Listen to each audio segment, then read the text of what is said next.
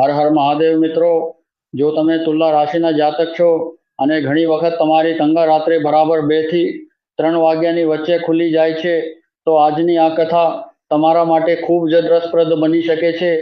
Video શરૂ કરતા પહેલા ભગવાન મહાદેવના આશીર્વાદ માટે કમેન્ટમાં હર હર મહાદેવ જરૂર લખજો અને વિડિયોને એક લાઈક કરીને ચેનલને સબસ્ક્રાઇબ કરવાનું ભૂલશો નહીં.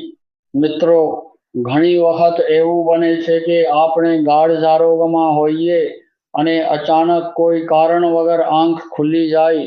ઘડિયાળમાં જોતા ખબર પડે કે સમય લગભગ 2 થી 3 વાગ્યાની વચ્ચેનો છે.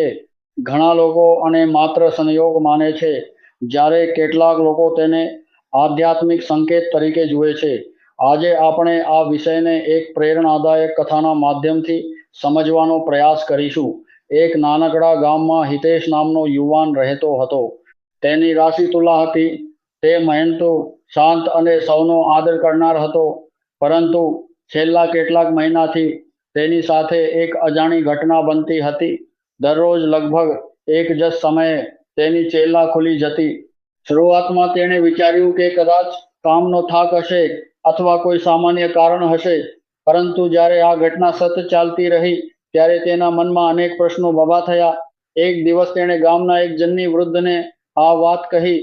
વૃદ્ધે હસતાં કહ્યું, બેટા, દરેક ઘટનાનું રહસ્ય અંધશ્રદ્ધામાં શોધવાની જરૂર નથી. ક્યારેક શરીર, મન અને જીવનની પરિસ્થિતિઓ પણ આવા ફેરફારો લાવે છે. પરંતુ જો આ સમયને સકારાત્મક રીતે વાપરશો તો તે તમારા માટે આશીર્વાદ બની શકે છે. હિતેશે પૂછ્યું, એ કેવી રીતે? વૃદ્ધે કહ્યું, જ્યારે પણ જંગ ખુલે ત્યારે ગભરાવું નહીં. થોડા સમય માટે શાંતિથી બેસો, ભગવાનનું સ્મરણ કરો, ઊંડા શ્વાસ લો અને મનમાં સારા વિચારો લાવો. બીજા જ દિવસથી હિતેશે આવું કરવાનું શરૂ કર્યું. જ્યારે પણ તેની આંખ ખુલતી, તે ચિંતા કરવાને બદલે નમ શિવાયનો જપ કરતો. થોડા દિવસોમાં તેણે અનુભવ્યું કે તેના મનની બેચેની ઓછી થવા લાગી. ધીમે ધીમે તેના જીવનમાં સકારાત્મક પરિવર્તન આવવા લાગ્યું. કામમાં ધ્યાન વધ્યું, ગુસ્સો ઓછો થયો અને પરિવાર સાથેના સંબંધો પણ વધુ મધુર બન્યા. મિત્રો, ઘણા લોકો રાત્રિના આ સમયને આધ્યાત્મિક શાંતિનો સમય માને છે. બીજી તરફ આરોગ્ય વિજ્ઞાન અનુસાર પણ ક્યારેક તણાવ, અનિયમિત અંગત ચિંતા, કેફીનનું વધુ સેવન અથવા જીવનશૈલીના કારણે મધરાત પછી તંગત તૂટી શકે છે. એટલે જો તમારી ઊંઘ ક્યારેક 2 થી 3 વાગ્યાની વચ્ચે ખુલે તો તેને માત્ર રહસ્યમય ઘટના માનીને ડરવાની જરૂર નથી. તેના પાછળ સામાન્ય કારણો પણ હોઈ શકે છે. હિતેશે આ વાત સમજી લીધી.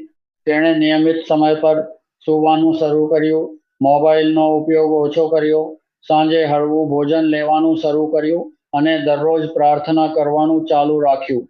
થોડા જ અઠવાડિયામાં તેની તંગત સુધરી ગઈ અને જ્યારે ક્યારેક રાત્રે આંખ ખુલે ત્યારે પણ તે ગભરાતો નહોતો. તે થોડા મિનિટ ભગવાનનું સ્મરણ કરીને ફરી આરામથી સૂઈ જતો. વૃદ્ધે તેને અંતમાં એક સુંદર વાત કહી હતી, જીવનમાં આવતી દરેક ઘટના કોઈને કોઈ શીખ આપતી હોય છે. ડરવાને બદલે સમજવાનો પ્રયત્ન કર. શાંત મન જ સાચો માર્ગ બતાવે છે.